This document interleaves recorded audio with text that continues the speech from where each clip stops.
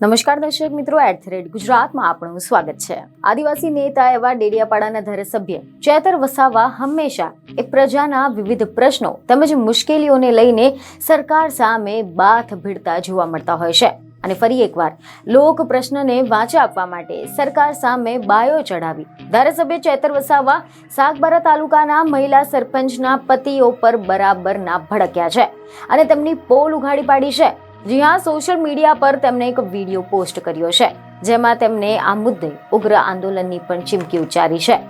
આ મહિલા સરપંચના પતિઓ તેની સ્થળ સ્થિતિ અને લાભાર્થી બદલીને એમના લાગતા વળગતાઓને ત્યાં કરતા હોય, જેને ધ્યાને લઈને અમારા હોદ્દેદારો જાતે ઉભા રહીને ગુણવત્તાસભર કામ કરાવે છે, જેનું પેમેન્ટ ગ્રામ પંચાયત થ્રુ આવતું હોય। ગ્રામ પંચાયત પર જ્યારે પેમેન્ટ લેવા જતા હોય ત્યારે આ મહિલા સરપંચના પતિઓ, આ 7 પંચાયતના મહિલા સરપંચના પતિઓ એવું સ્પષ્ટ કહે છે કે અમે ત્યારે જ ચેક આપીશું, તમે અમને 10% ટકાવારી અમારી કમિશન તમે આપશો તો જ।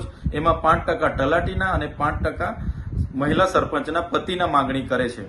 ત્યારે અમારા હોદ્દેદારો ના પાડતા એ લોકો કહે છે કે અમે વાસ્મોની નલ સે જલ યોજનામાં પણ 10% કમિશન લઈએ છીએ, અમે મનરેગાના મટીરિયલના કામોમાં પણ 10% કમિશન લીધું છે અને અહીંની બોર્ડર વિલેજ, વિકાસશીલ ગુજરાત પેટર્ન, એટીવીટી અને વિવેકાધીન એ તમામ યોજનાઓમાં બહારની જે પણ એજન્સી આવે છે એ પહેલા અમને 10% આપે પછી જ અમે ચેક લખીને આપીએ છીએ। તમે પણ 10%ની વ્યવસ્થા કરો પછી જ ચેક મળે એમ કરીને ચેકો પણ આપતા નથી। સોશિયલ મીડિયા પર એક વિડીયો પોસ્ટ કરતા તેમણે એવું લખ્યું છે કે મારા મત વિસ્તારમાં આવતા સાગબારા તાલુકાના સેલંબા, મોહુપાડા, કોલવાણ, ભાદોડ, પાટ, પલાસવાડા અને 5 પીપરી ગ્રામ પંચાયતના તમામ સરકારી દસ્તાવેજો પર સરપંચ પતિઓ રોફ જમાવીને પોતે સહી સિક્કા કરવા અને વહીવટ કરવા પર પંચાયત ધારા અધિનિયમ 1993 અંતર્ગત કાર્યવાહી કરવામાં આવે તેવી માંગ કરીએ છે।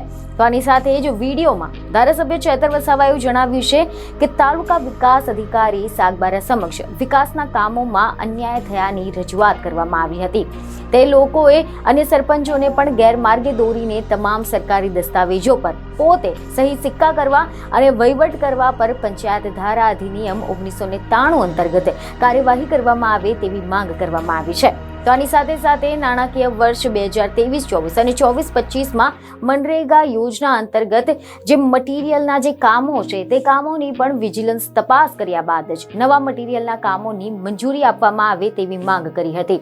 તો આની સાથે ચેતર વસાવાએ જો આમ નહીં થાય તો આ 7 પંચાયતના મહિલા સરપંચના પતિઓ વિરુદ્ધ ઉગ્ર આંદોલન કરીશું તેવી ચીમકી ઉચ્ચારી છે। બીજને ખબરો સાથે ફરી મળીશું। ધન્યવાદ।